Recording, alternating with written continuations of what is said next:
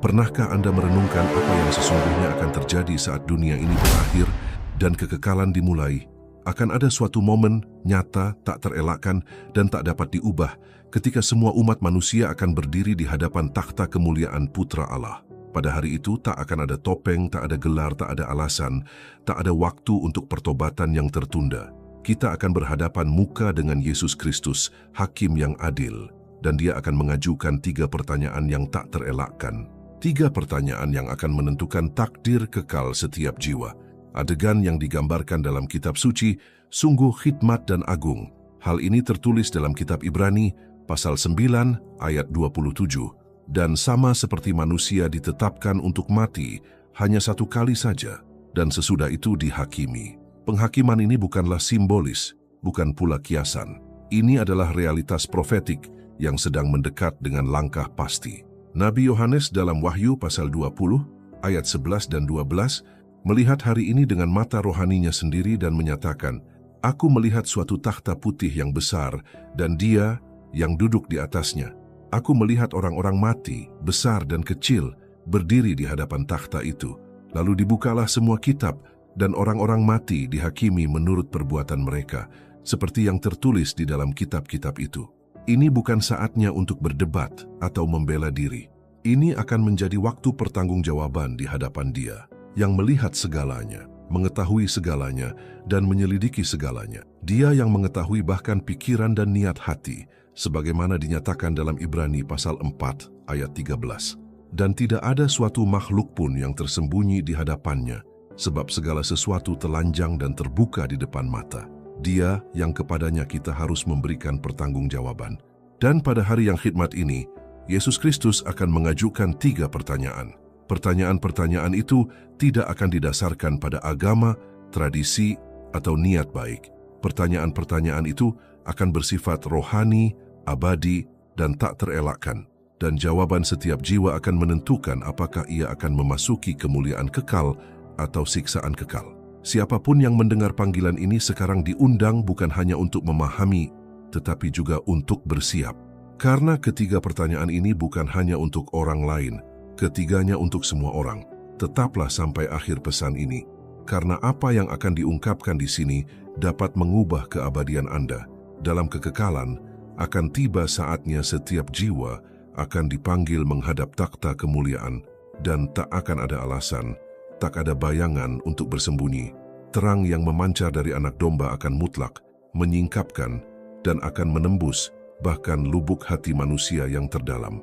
Pada momen sakral itu, pertanyaan pertama yang akan Yesus Kristus ajukan kepada setiap orang adalah, "Apa yang telah kau perbuat dengan anakku?" Ini bukan pertanyaan yang ditujukan pada jasa manusia, bukan pula pada pencapaian keagamaan, bukan pula pada seberapa sering seseorang menghadiri gereja, menyanyikan pujian atau melakukan perbuatan baik. Bukan. Ini adalah pertanyaan yang mengoyak jiwa, yang melampaui penampilan, yang menuntut jawaban yang bersifat kekal. Pertanyaan sentral di sini adalah, apakah Anda sungguh-sungguh mengenal Anak Allah? Apakah Anda memiliki hubungan dengannya, atau hanya mendengar tentang Dia dari jauh? Yohanes pasal 17 ayat 3 menyatakan, "Inilah hidup yang kekal itu, yaitu bahwa mereka mengenal Engkau, satu-satunya Allah yang benar, dan mengenal Yesus Kristus yang telah Engkau utus." Mengenal Yesus bukan sekadar mengenal Dia. Itu adalah berserah, percaya, berjalan dengannya dalam perjanjian harian, dalam ketundukan dan iman. Banyak orang akan berkata pada hari itu, "Tuhan, Tuhan, bukankah kami bernubuat demi nama-Mu, dan mengusir setan demi nama-Mu, dan melakukan banyak mujizat demi nama-Mu juga?" Tetapi Dia akan berkata kepada mereka dengan terus terang, "Aku tidak pernah mengenal kamu. Enyahlah daripadaku kamu sekalian pembuat kejahatan." Matius 7:22-23. Kata-kata ini keras, tetapi sangat benar. Kata-kata ini menyingkapkan tragedi kehidupan beragama tanpa hubungan dengan Kristus. Bukan seberapa banyak yang telah Anda lakukan untuk Tuhan, tetapi seberapa banyak Anda menjadi milik-Nya. Keselamatan tidak diperoleh. Itu diterima dengan iman, dan iman ini memanifestasikan dirinya dalam penyerahan diri yang tulus, nyata, dan setiap hari. Yohanes 1:12 mengingatkan kita, tetapi semua orang yang menerimanya diberinya kuasa supaya menjadi anak-anak Allah, yaitu mereka yang percaya dalam namanya. Iman yang menyelamatkan adalah iman yang mengubah kita dari dalam keluar, yang menuntun kita untuk meninggalkan dosa bukan karena kewajiban, melainkan karena kasih kepada Juru Selamat. Iman inilah yang membuat kita berkata, "Aku telah disalibkan dengan Kristus, namun aku hidup, tetapi bukan lagi aku sendiri, melainkan Kristus yang hidup di dalam aku." Galatia 2:20. Pada hari penghakiman, semua penyamaran akan runtuh. Lapisan religiusitas akan luluh di hadapan mata anak domba Allah yang menyala-nyala. Dan pertanyaan itu akan bergema dengan penuh otoritas dan kelembutan. "Apa yang telah kau perbuat dengan anakku?" Banyak orang akan berpikir bahwa karena mereka dilahirkan dalam keluarga Kristen atau karena mereka telah melayani dalam pelayanan atau mengikuti tradisi, mereka aman. Namun kriterianya bukanlah budaya atau kurikulum, melainkan hubungan. Salib akan menjadi patokan. Darah yang tertumpah akan menjadi titik baliknya. Roma 10:9 dengan jelas menyatakan, "Sebab jika kamu mengaku dengan mulutmu bahwa Yesus adalah Tuhan dan percaya dalam hatimu bahwa Allah telah membangkitkan Dia dari antara orang mati, maka kamu akan diselamatkan." Keyakinan ini bukanlah keyakinan intelektual, melainkan iman yang hidup dan praktis yang membentuk keputusan, keinginan, dan arah hidup. Rasul Paulus berkata, "Tetapi apa yang dahulu merupakan keuntungan bagiku, sekarang kuanggap rugi karena Kristus. Malahan segala sesuatu kuanggap rugi, karena pengenalan akan Kristus Yesus, Tuhanku, lebih mulia daripada semuanya." Filipi 3:8. Inilah perbedaan antara mengenal Kristus dan mengenalnya secara pribadi. Pada hari penghakiman, inilah ujian pertama.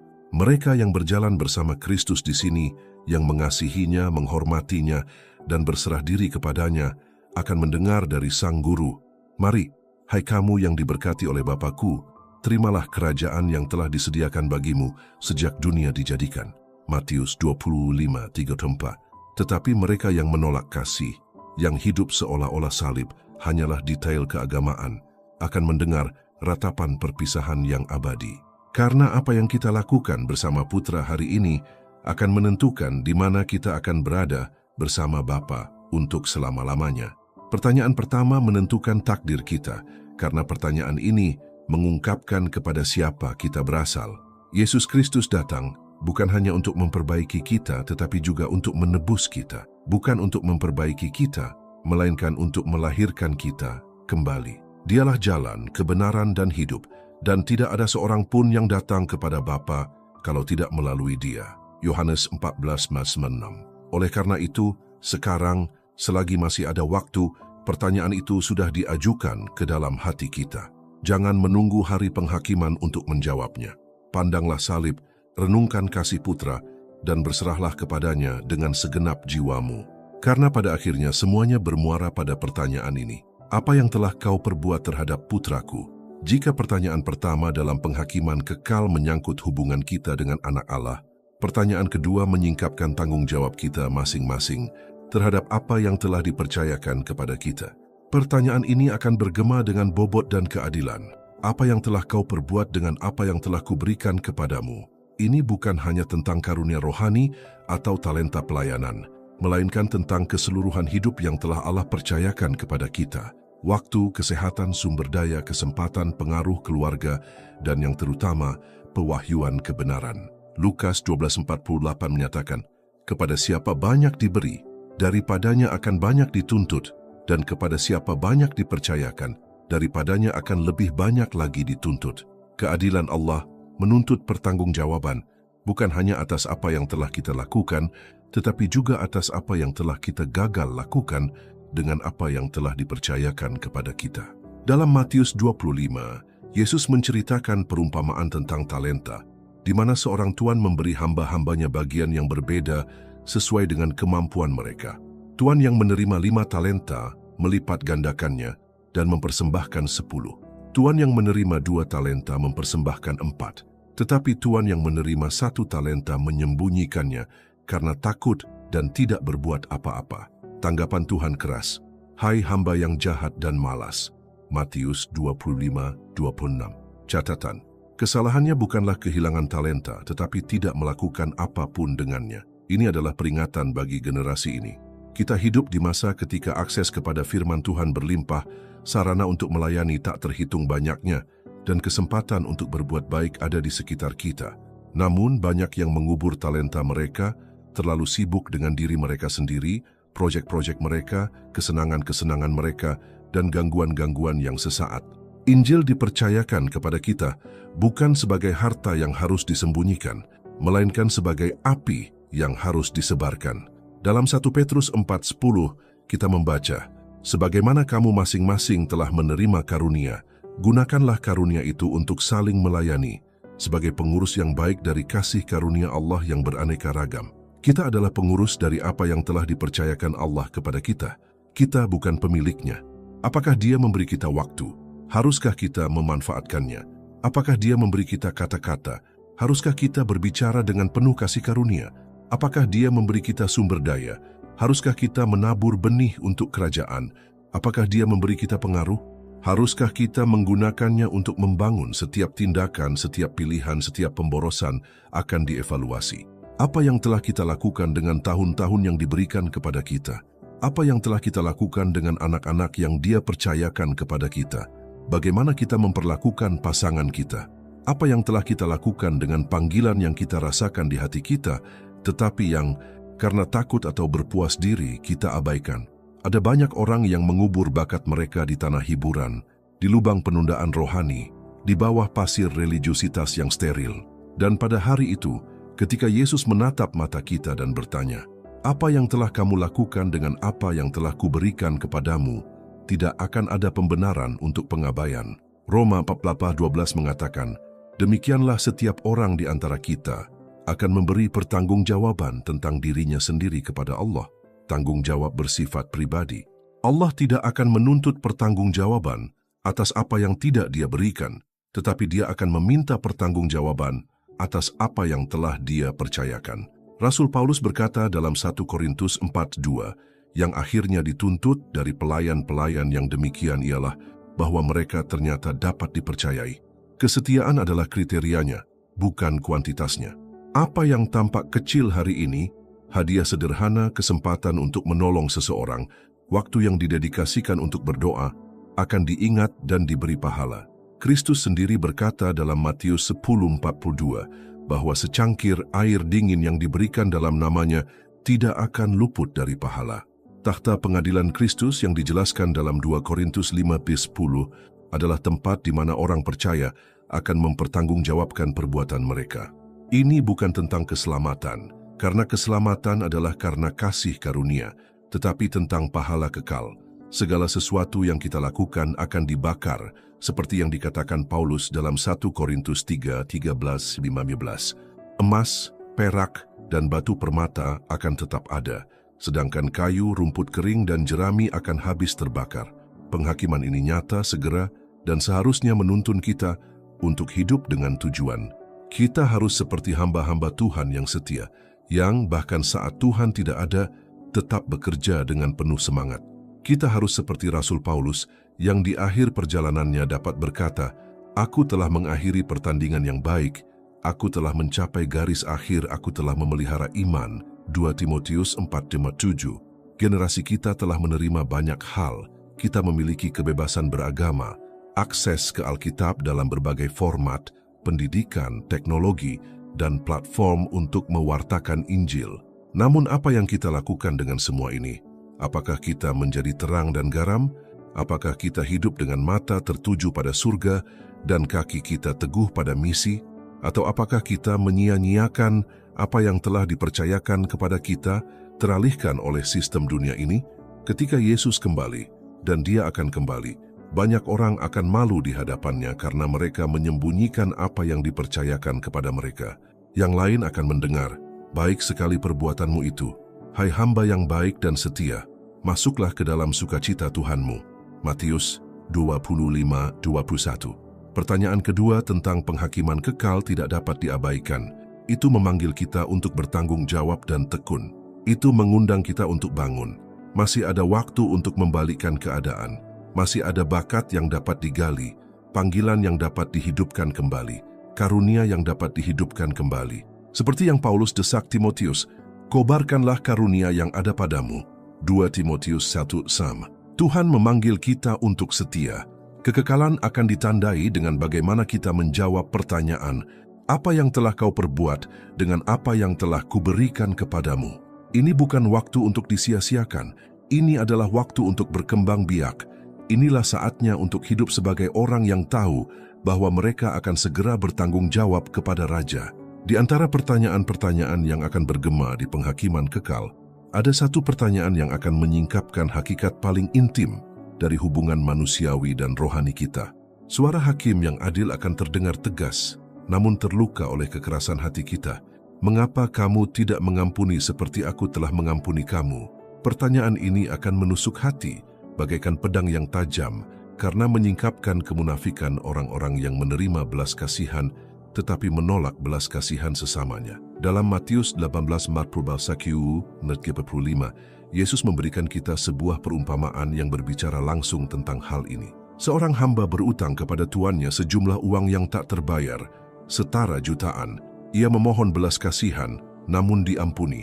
Namun, ketika hendak pergi, ia bertemu dengan hamba lain yang berutang sedikit kepadanya, dan alih-alih mengampuninya, ia malah menjebloskannya ke penjara. Ketika tuannya mendengar hal ini, ia marah dan menyerahkannya kepada para penyiksa. "Hai hamba yang jahat," katanya, "aku telah mengampuni segala utangmu karena engkau telah memohon kepadaku. Bukankah seharusnya engkau memiliki belas kasihan kepada hamba sesamamu, sama seperti aku telah memiliki belas kasihan kepadamu?" Matius 18:32-33. Inilah pertanyaan yang akan diajukan surga kepada mereka yang menyimpan luka, dendam, dan kebencian. Bagaimana mungkin kita yang telah diampuni dari dosa-dosa yang mengerikan, menolak pengampunan atas pelanggaran manusia?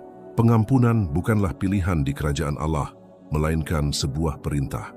Yesus mengajarkan hal ini dengan jelas dalam Matius 6:14-15. "Karena jikalau kamu mengampuni kesalahan orang, Bapamu yang di surga akan mengampuni kamu juga. Tetapi jikalau kamu tidak mengampuni kesalahan orang, Bapamu juga tidak akan mengampuni kamu." Ini sangat serius. Pengampunan yang kita terima bergantung pada kesediaan kita untuk mengampuni. Ketidakmampuan untuk mengampuni adalah rantai rohani yang menghambat aliran kasih karunia dalam hidup kita. Itu seperti mencoba bernapas di bawah air. Itu mencekik jiwa dan mengeraskan hati. Dan pada hari penghakiman, kekerasan ini akan dinyatakan.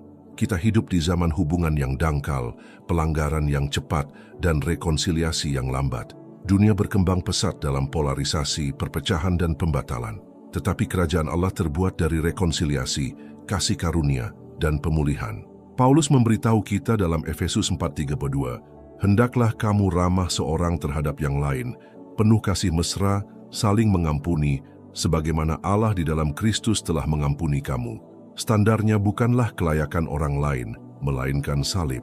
Bagaimana kita bisa memandang salib dan menolak pengampunan? Bagaimana kita bisa merenungkan darah Kristus yang tertumpah dan masih menyimpan dendam? Ada istri yang terluka oleh kata-kata yang masih belum mengampuni suami mereka.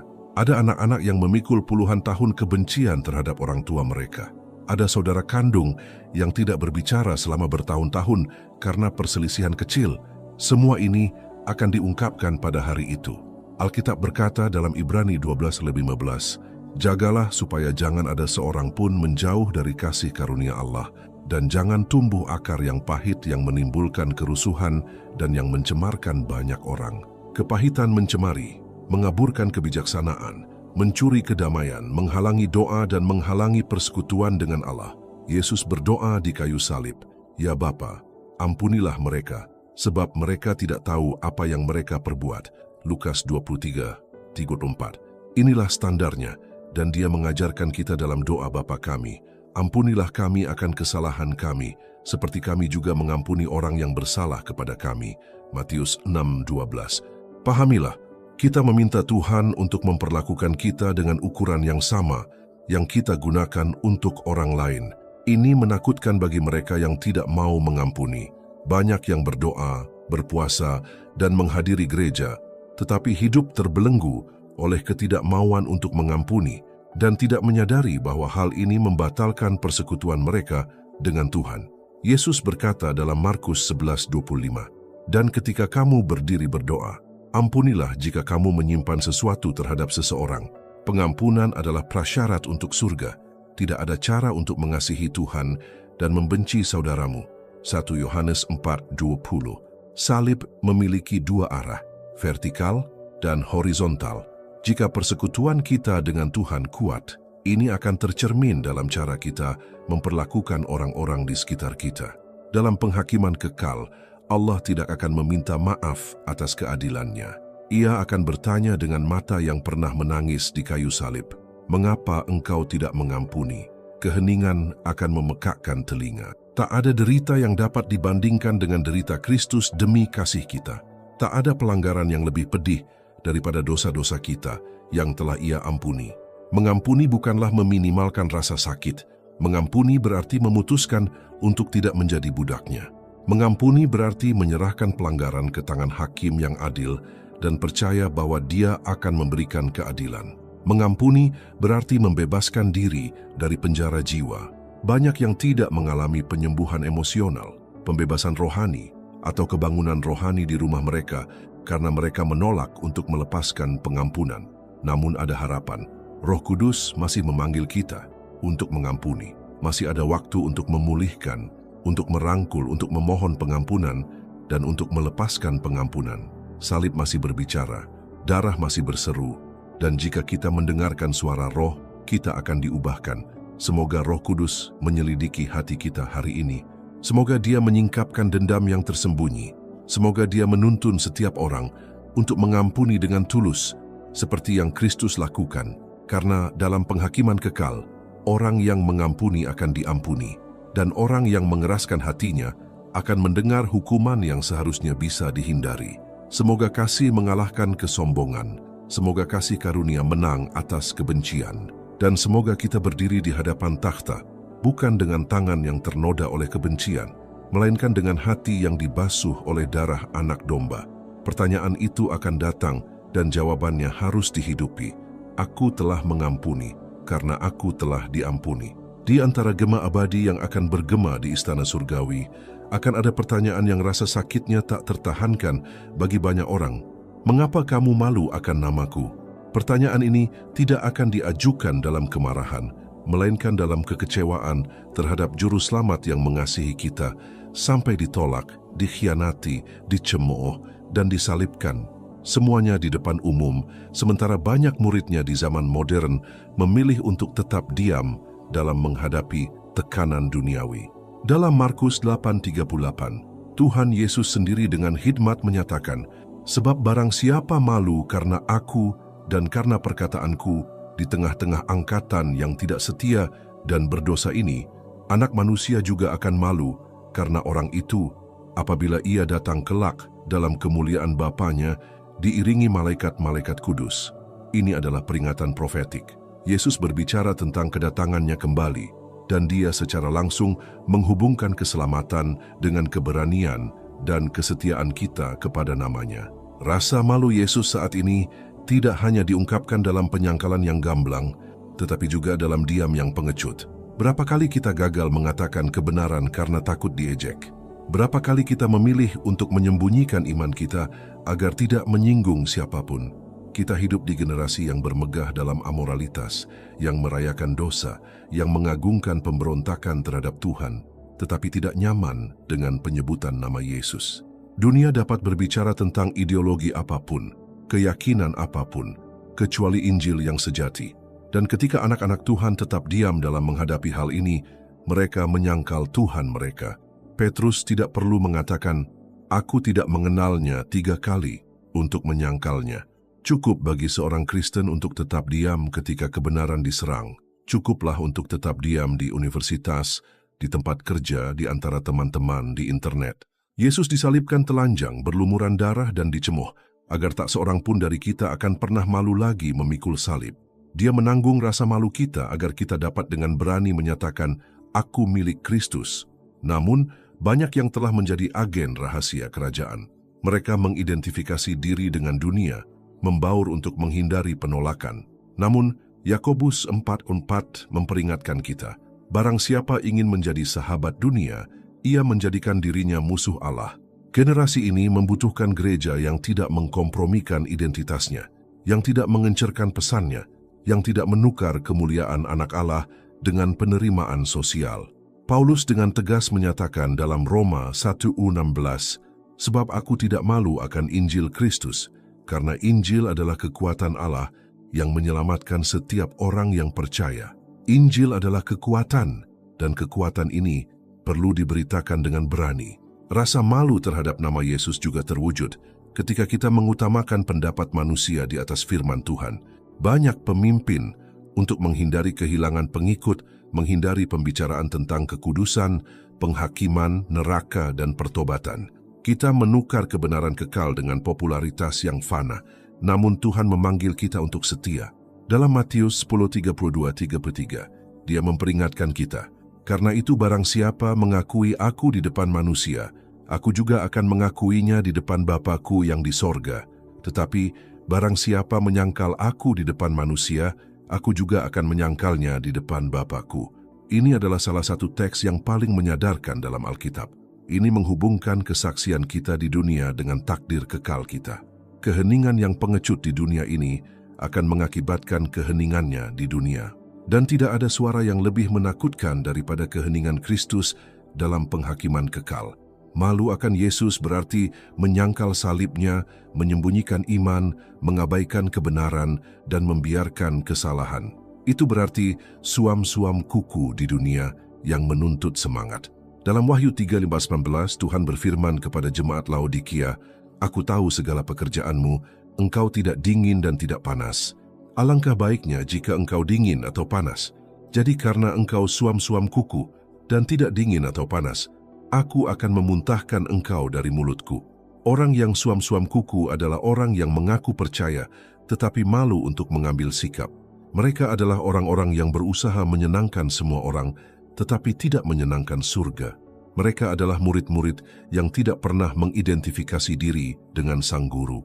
Dan pada hari yang agung itu, mereka tidak akan mendengar ucapan selamat datang, melainkan, "Aku tidak mengenalmu."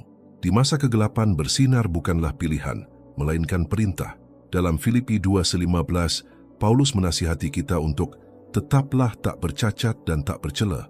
Anak-anak Allah yang tak bercacat di tengah-tengah angkatan yang bengkok hatinya dan yang sesat ini, sehingga kamu bercahaya di antara mereka seperti bintang-bintang di dunia. Allah mencari generasi yang mengakui Dia di hadapan orang lain, yang tidak malu untuk berbeda, yang hidup dalam kekudusan, dan yang berani berbicara tentang Yesus. Roh Kudus membangkitkan pria dan wanita yang tidak akan menjual iman mereka demi pujian, status, atau kenyamanan. Mereka yang lebih suka dikucilkan di bumi daripada ditolak di surga. Mereka yang memahami bahwa disebut fanatik karena kasih Kristus adalah suatu kehormatan, bukan aib. Dan di takhta pengadilan kekal menatap mata anak domba, umat beriman akan mendengar dengan sukacita, "Ini milikku." Ia mengakui namaku di hadapan manusia. Ia membela Injilku. Ia berbicara tentang aku bahkan di bawah penganiayaan. Tetapi orang-orang yang pengecut, yang lalai, mereka yang malu akan nama di atas segala nama, akan melihat wajah hakim berpaling dan akan mendengar keheningan kekal. Semoga ini tidak terjadi pada kita. Semoga kita dikenal di neraka karena semangat kita dan dirayakan di surga karena keberanian kita. Waktu untuk berdiam diri telah berlalu. Waktu untuk bersembunyi telah berakhir. Inilah saatnya untuk mengaku dengan bibir dan dengan hidup, "Aku milik Kristus dan aku tidak malu akan namanya." Dalam pengadilan agung Allah, salah satu pertanyaan yang paling menusuk yang akan mengiris bagai pedang tajam ke dalam hati nurani mereka yang hadir adalah, "Mengapa engkau memilih dunia daripada kerajaanku?" Pertanyaan ini akan bergema di dalam jiwa bagaikan bunyi kalimat terakhir. Tuhan Hakim yang adil tidak akan menanyakan hal ini karena ketidaktahuan, karena segala sesuatu telanjang dan terbuka di matanya, melainkan untuk mengkonfrontasi tanpa ragu pilihan-pilihan yang dibuat oleh mereka yang bahkan mengetahui kebenaran, lebih mencintai sistem duniawi daripada janji kekekalan. Dalam 1 Yohanes 2:15-17, firman menyatakan, "Janganlah kamu mengasihi dunia dan apa yang ada di dalamnya. Jikalau orang mengasihi dunia, maka kasih akan Bapa tidak ada di dalam orang itu. Sebab semua yang ada di dalam dunia, yaitu keinginan daging dan keinginan mata serta keangkuhan hidup, bukanlah berasal dari Bapa, melainkan dari dunia. Dan dunia ini sedang lenyap dengan segala keinginannya, tetapi orang yang melakukan kehendak Allah tetap hidup selama-lamanya. Banyak orang dewasa ini hidup seolah-olah dunia adalah tujuan akhir dari keberadaan, seolah-olah segala sesuatu yang penting ada di sini. Kenyamanan, status, kekayaan, kesenangan, pengakuan. Mereka menginvestasikan energi, waktu dan bakat mereka pada hal-hal yang fana, melupakan kerajaan yang tak tergoyahkan. Yesus mengajarkan kita dalam Matius 6:19-21, "Janganlah kamu mengumpulkan harta di bumi. Di bumi ngengat dan karat merusakkannya, dan pencuri membongkar serta mencurinya. Tetapi kumpulkanlah bagimu harta di surga, karena di mana hartamu berada, di situ juga hatimu berada." Kebenaran sejati adalah di mana hatimu berada, disitulah prioritasmu. Dan takhta pengadilan akan menyingkapkan di mana hati kita sebenarnya berada. Kemurtadan diam-diam sedang berlangsung, bukan kemurtadan yang terang-terangan menyangkal iman, melainkan kemurtadan yang menggantikan kerajaan Allah dengan prioritas dunia. Kemurtadan terjadi ketika ibadah digantikan dengan kegiatan sosial, doa digantikan dengan media sosial, puasa digantikan dengan hiburan, pengudusan digantikan dengan kenyamanan, pelayanan dalam kerajaan digantikan dengan ambisi pribadi. Paulus memperingatkan tentang Demas dalam 2 Timotius 4:10 dengan mengatakan, "Karena Demas telah meninggalkan aku karena ia mencintai dunia ini."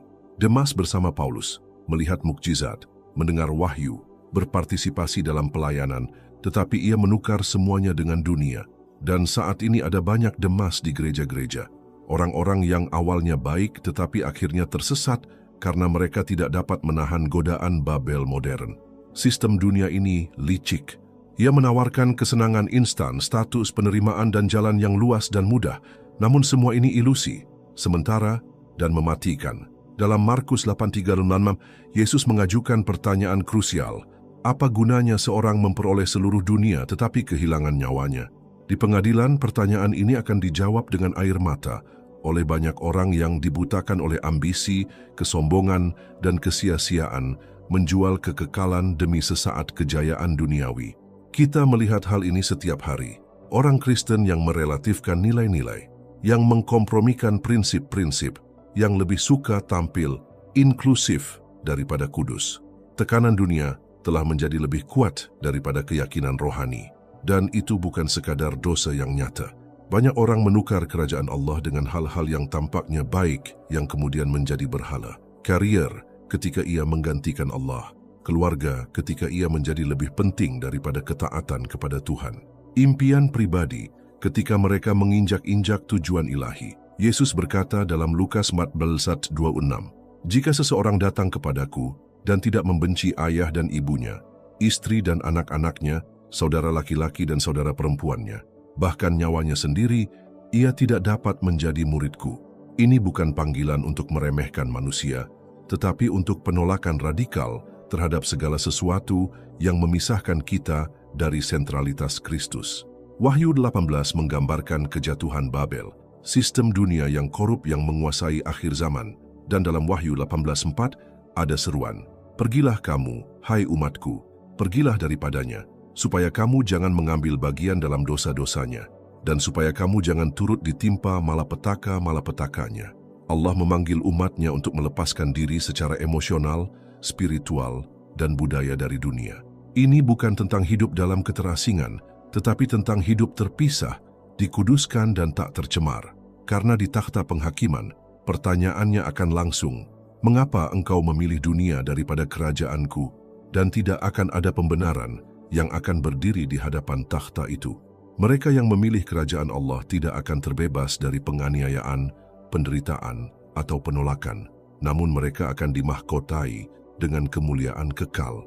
Dalam 2 Timotius 4:8, Paulus dengan tegas menyatakan, "Aku telah mengakhiri pertandingan yang baik, aku telah mencapai garis akhir, dan aku telah memelihara iman.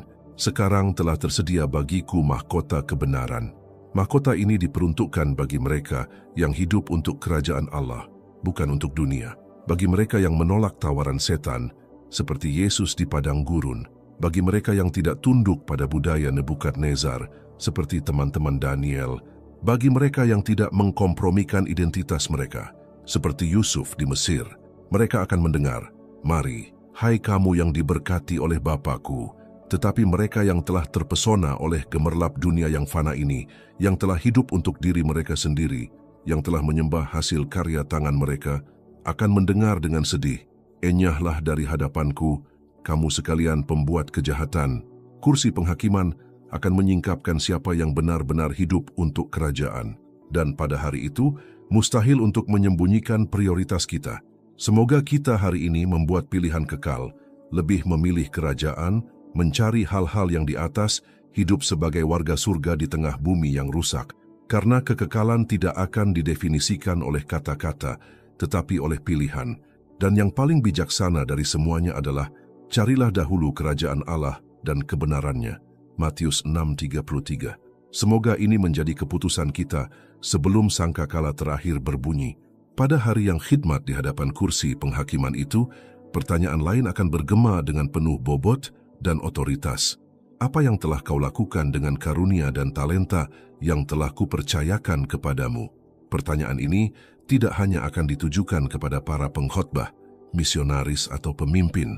Pertanyaan ini akan diajukan kepada setiap hamba Tuhan, setiap anak, setiap orang yang setelah dijangkau oleh kasih karunia juga telah menerima dari Roh Kudus kemampuan, karunia rohani, dan kesempatan untuk melayani kerajaan Allah. Tidak akan ada ruang untuk alasan penundaan atau pembenaran kosong. Perumpamaan tentang talenta yang diceritakan Yesus dalam Matius 25:14-30 memberikan latar belakang eskatologis untuk pertanyaan ini. Di sana Tuhan memberikan talenta kepada 3 hamba, 5 untuk 1 orang, 2 untuk yang lain, dan 1 untuk yang terakhir, sesuai dengan kemampuan masing-masing. Kedatangan Tuhan kembali melambangkan hari penghakiman ketika Dia akan meminta pertanggungjawaban. 2 orang melipat gandakan apa yang mereka terima, namun 1 orang mengubur talenta itu karena takut dan puas diri. Dan alih-alih mendengar, "Baik sekali perbuatanmu, hai hamba yang baik dan setia," ia malah mendengar, "Hai hamba yang jahat dan malas, ambillah talentanya." Matius 25:26-28. Ya, di takhta pengadilan Kristus, kelalaian rohani akan dikutuk. Tidak cukup hanya dengan tidak berbuat salah, hamba itu dihakimi karena tidak berbuat baik dengan apa yang diterimanya. Ada orang percaya dewasa ini yang hidup seolah-olah tidak punya apa-apa untuk ditawarkan. Mereka telah mengubur karunia mereka dengan alasan, "Saya malu, saya tidak tahu bagaimana berbicara, saya tidak punya waktu, tidak ada yang memberi saya kesempatan." Namun, kenyataannya adalah panggilan itu datang dari Tuhan, bukan dari manusia. Roh Kuduslah yang memberi kuasa, dan setiap karunia yang datang dari atas membawa tanggung jawab, membangun tubuh Kristus dan mewujudkan kerajaan di bumi. 1 Petrus 4:10 mengatakan, setiap orang hendaknya menggunakan karunia yang telah diterimanya untuk melayani orang lain, sebagai pengurus yang baik dari kasih karunia Allah yang beraneka ragam. Dengan kata lain, Allah tidak hanya memberi kita karunia, Ia menganggap kita sebagai pengelola. Kita adalah pengelola kasih karunia, dan kita akan mempertanggungjawabkan perbuatan kita dengan karunia itu. Berapa banyak karunia yang terbuang sia-sia demi kenyamanan? Berapa banyak pelayanan yang telah dikesampingkan karena kesombongan, rasa sakit hati, atau gangguan duniawi? Berapa banyak firman kenabian yang telah diredam oleh rasa takut akan kritik? Berapa banyak tangan penyembuhan yang tidak aktif karena rasa tidak aman? Berapa banyak suara syafaat yang telah dibungkam oleh kehidupan doa yang dangkal? Di takhta pengadilan, semua ini tidak akan disembunyikan. Tuhan akan berkata, "Aku memberimu waktu, kesehatan, kesempatan, firman, urapan, inspirasi, dan apa yang telah kau lakukan dengannya." Rasul Paulus menyadari betapa seriusnya tanggung jawab ini. Itulah sebabnya ia berkata dalam 1 Korintus 15:10, "Karena kasih karunia Allah aku adalah sebagaimana aku ada, dan kasih karunia yang dianugerahkannya kepadaku tidak sia-sia." Kasih karunia yang diterima, tetapi tidak menghasilkan buah akan menjadi sia-sia. Dan ini adalah sesuatu yang akan dialami banyak orang dengan menyakitkan di pengadilan. Kesadaran bahwa mereka dipanggil untuk melakukan jauh lebih banyak daripada yang telah mereka lakukan. Kita tidak berbicara tentang perbuatan untuk keselamatan, melainkan tentang pelayanan yang setia sebagai buah keselamatan. Dalam 2 Korintus 5:10, Paulus menyatakan, Sebab kita semua harus menghadap takhta pengadilan Kristus, supaya setiap orang memperoleh apa yang patut diterimanya sesuai dengan yang dilakukannya dalam hidupnya ini, baik ataupun jahat. Ada orang-orang yang tidak pernah berkhotbah tetapi berdoa secara rahasia dan menjadi pilar-pilar tak terlihat dalam pekerjaan Tuhan. Mereka ini akan menerima penghormatan, yang lain melayani publik, tetapi bertindak atas dasar kesia-siaan dan promosi diri, dan perbuatan mereka akan dibakar dalam api, seperti jerami. 1 Korintus 3, 12-15. Penghakiman akan menyingkapkan motif, bukan hanya apa yang kita lakukan, tetapi mengapa kita melakukannya. Tuhan telah mempercayakanmu dengan karunia-karunia yang bukan untuk dikubur, melainkan untuk diaktifkan. Ketika kamu diam, satu generasi berhenti mendengarkan. Ketika kamu gagal melayani, satu tubuh melemah. Ketika kamu gagal berdoa, satu pertempuran kalah. Ketika kamu gagal mengajar, seseorang tetap bodoh. Tidak menggunakan karunia itu berarti tidak menghormati Sang Pemberi. Karena itu, saudara-saudaraku yang terkasih, bangunlah. Paulus berkata kepada Timotius, kobarkanlah karunia Allah di dalam dirimu. 2 Timotius 1:6. Karena sebentar lagi, Sang Guru akan datang. Dan saat kita menatap matanya, pertanyaan itu akan membara seperti api. Apa yang telah kau lakukan dengan karunia dan talenta yang telah kupercayakan kepadamu? Semoga Anda dapat mengucapkan dengan gembira pada hari itu, aku telah berlipat ganda Tuhan. Aku telah menggunakan semua yang kau berikan kepadaku, bukan untuk kemuliaanku sendiri, melainkan untuk kemuliaan-Mu. Aku telah mengakhiri pertandingan yang baik. Aku telah memenuhi panggilanku. Aku telah menyelesaikan perlombaan. Dan kemudian kamu akan mendengar apa yang setiap hamba yang setia rindukan untuk didengar. Baik sekali perbuatanmu itu, hai hamba yang baik dan setia, masuklah ke dalam sukacita Tuhanmu. Matius 25:23. Dalam kekekalan di hadapan takhta hakim yang adil, ketika setiap perbuatan, pikiran dan niat diungkapkan, pertanyaan ini akan menusuk hati seperti pedang bermata dua. Mengapa kamu tidak memaafkan? Jika aku sudah memaafkanmu. Itu bukan tuduhan dari hakim yang jauh, melainkan dari juru selamat yang mencurahkan darahnya untuk memberikan pengampunan kekal. Kristus yang tergantung di kayu salib berseru, "Ya Bapa, ampunilah mereka, sebab mereka tidak tahu apa yang mereka perbuat." Lukas 23:34. Pertanyaan itu akan beresonansi dengan kedalaman rohani, karena akan menyentuh hakikat Injil, pengampunan yang telah kita terima dengan cuma-cuma, dan kita dipanggil untuk memberikannya juga. Kita hidup di masa ketika dendam telah menjadi bagian dari kehidupan. Orang-orang menyimpan dendam selama bertahun-tahun. Saudara kandung terpecah belah hanya karena hal-hal kecil. Keluarga terpecah belah karena kata-kata kasar. Gereja-gereja terpecah belah oleh kesombongan yang terluka. Dan yang paling menakutkan, banyak yang akan melanjutkan kehidupan religius mereka seolah-olah semuanya baik-baik saja. Sementara di dalam hati mereka terdapat akar kepahitan yang menjadikan mereka tawanan tak terlihat. Namun di takhta pengadilan Kristus tidak akan ada topeng, tidak ada alasan emosional untuk menyembunyikan kekerasan hati. Tuhan dengan mata bagaikan nyala api, Wahyu 1:14, akan memandang setiap orang dan bertanya, bagaimana mungkin kamu tidak mau memaafkanku, padahal aku sudah memaafkanmu begitu banyak. Yesus menceritakan perumpamaan tentang hamba yang tidak berbelas kasihan. Matius 18:20-35, secara tepat untuk menggambarkan realitas rohani ini. Seorang hamba berutang 10.000 talenta kepada raja, utang yang tak terbayar. Raja tergerak oleh belas kasihan, mengampuninya. Namun hamba yang sama itu, ketika hendak pergi bertemu dengan sesama hamba yang hanya berutang 100 dinar kepadanya, dan alih-alih menunjukkan belas kasihan yang sama, ia menuntut pembayaran dan menjebloskannya ke penjara. Raja, setelah mengetahui hal ini, menjadi marah dan berkata, "Hai hamba yang jahat, aku telah mengampuni semua utangmu karena engkau memohon kepadaku. Bukankah seharusnya engkau juga berbelas kasihan kepada sesamamu hamba, sama seperti aku berbelas kasihan kepadamu?" Matius 18:32-33. Dan akhir dari perumpamaan ini sangat parah. Maka murkalah tuannya itu, lalu menyerahkan dia ke dalam tangan para penyiksa itu, sampai ia melunasi semua utangnya. Pahami, Pengampunan yang kita tahan menunjukkan betapa kita sungguh-sungguh memahami pengampunan yang kita terima. Alkitab berkata, barang siapa diampuni sedikit, ia juga mengasihi sedikit. Lukas 7:47. Apakah kita sudah lupa betapa besarnya utang kita kepada Tuhan?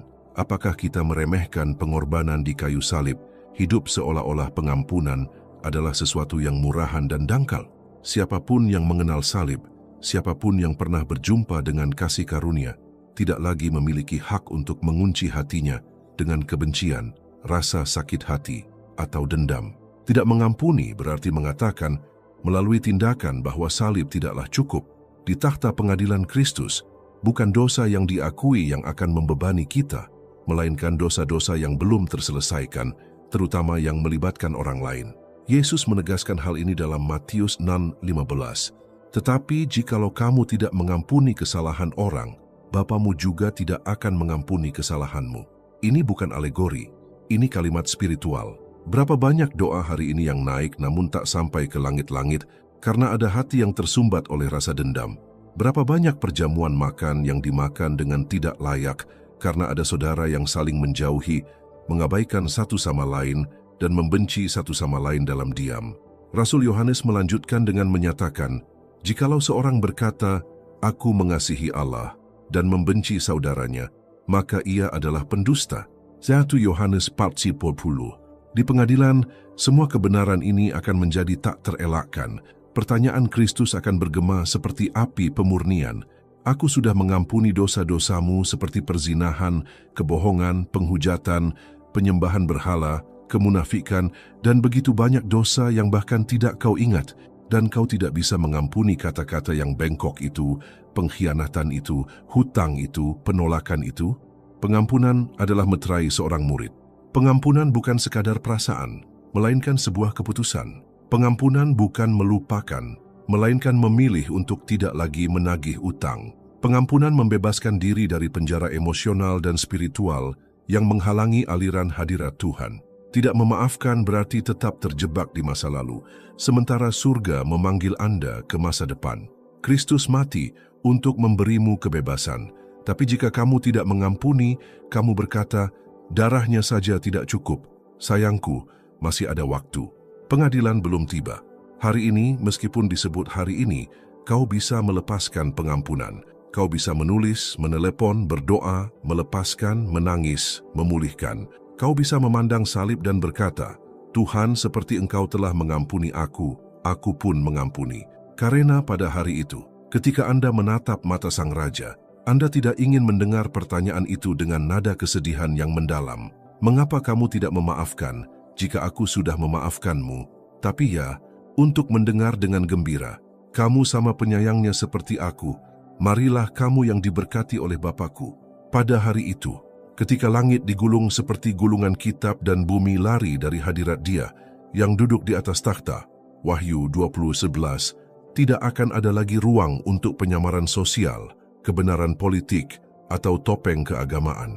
Setiap niat akan diungkapkan, setiap perkataan akan ditimbang, dan setiap sikap akan dikonfrontasi oleh kebenaran yang berinkarnasi.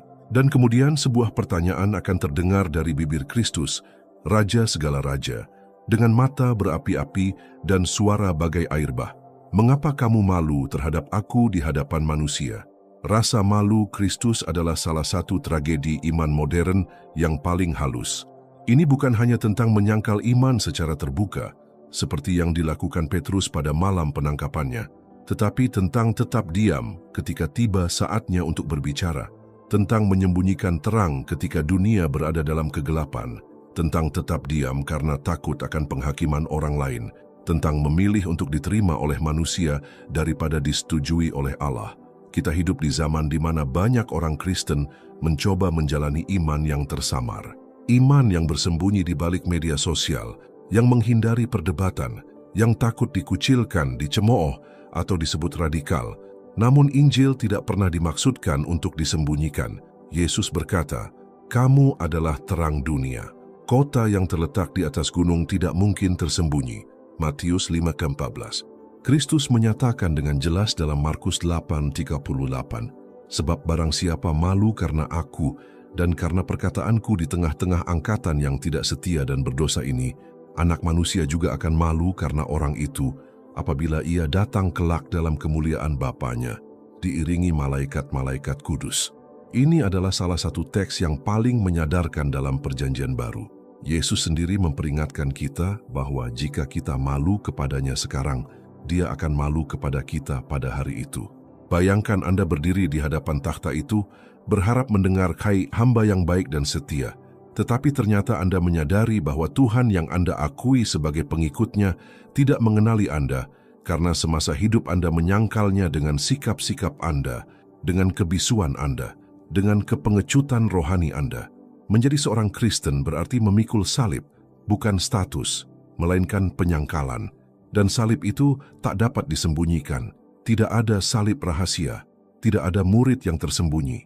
Pada abad-abad awal mengikuti Kristus berisiko mati, namun banyak yang lebih suka dibakar hidup-hidup atau dilempar ke singa daripada menyangkal iman mereka di depan umum. Dan hari ini, yang dibutuhkan hanyalah tatapan sinis, komentar mengejek, momen canggung, dan beberapa orang akhirnya menyerah. Beberapa orang lebih suka menyembunyikan keyakinan mereka. Dan bagian terburuknya, ada orang-orang yang malu dengan perkataan Yesus sendiri. Berapa banyak orang dewasa ini yang menghindari penegasan bahwa hanya ada satu jalan kepada Allah. Yohanes 14:6, bahwa dosa itu nyata, bahwa Alkitab adalah kebenaran.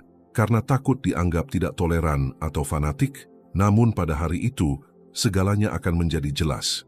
Dan pertanyaannya akan langsung, mengapa kamu malu terhadap aku di hadapan manusia? Mengapa Anda menyembunyikan kesaksian Anda dari rekan-rekan Anda? Mengapa kamu tidak menyebutkan namaku dalam percakapan itu? Mengapa kamu bertindak seolah-olah aku bukan Tuhanmu, hanya agar kamu tidak ditolak oleh orang lain? Ketakutan akan penolakan akan menjadi tidak relevan sebelum penghakiman. Pendapat manusia yang pernah dianggap penting, pada hari itu tidak akan memiliki nilai apapun. Masa yang tadinya bersorak-sorai karena diam, kini tak mampu berbuat apa-apa, karena penilaiannya akan bersifat individual. Dan sebelum Kristus, engkau hanya menyatakan imanmu secara terbuka atau diam saja karena malu. Rasul Paulus dengan berani menyatakan, sebab aku mempunyai keyakinan yang kokoh dalam Injil, karena Injil adalah kekuatan Allah yang menyelamatkan setiap orang yang percaya. Roma 1:16. Inilah yang seharusnya menjadi sikap setiap orang beriman. Kita tidak bisa tinggal diam menghadapi generasi yang meneriakkan kebohongan. Kita tidak dapat menyembunyikan cahaya dalam kegelapan. Nama Yesus harus diberitakan dengan keberanian, dengan kasih, dan dengan otoritas. Kebenaran harus dikatakan, meskipun menyakitkan, meskipun menimbulkan penolakan. Karena satu-satunya persetujuan yang penting adalah persetujuan Kristus. Dan di pengadilan, Dia sendiri akan berkata, barang siapa mengakui aku di depan manusia, aku juga akan mengakuinya di depan Bapa-Ku yang di surga. Matius 10:32. Namun bagi orang yang malu, jawabannya adalah diam. Keheningan yang akan bergema seperti penghakiman. Keheningan yang akan mengkhianati kepengecutan. Keheningan yang memisahkan orang beriman dari orang takut. Masih ada waktu, waktunya untuk menyaksikan, waktunya bicara. Saatnya untuk menyatakan secara terbuka, aku milik Kristus, tak takut, tak malu, tak ragu. Karena pada hari itu, Anda akan ingin mendengar, aku mengenal kamu, karena kamu tidak pernah malu akan aku.